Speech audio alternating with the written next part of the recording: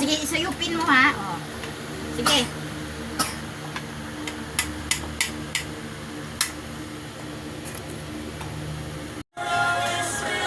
Kanin na.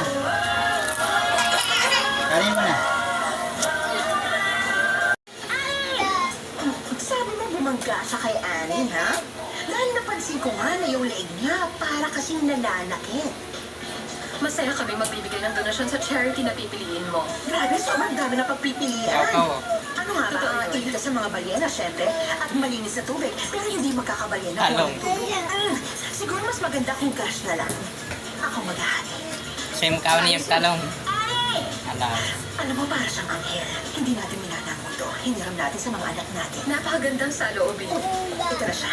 Hi, Annie. Ako si Grace. Nagtatrabaho kay Mr. Stacks. Yung lalaki na kabangga mo kahapon. Gusto kanyang imbitahan mag-lunch. Pangako, hindi yun magtatagal. Pwede ako hanggang kailan niyo gusto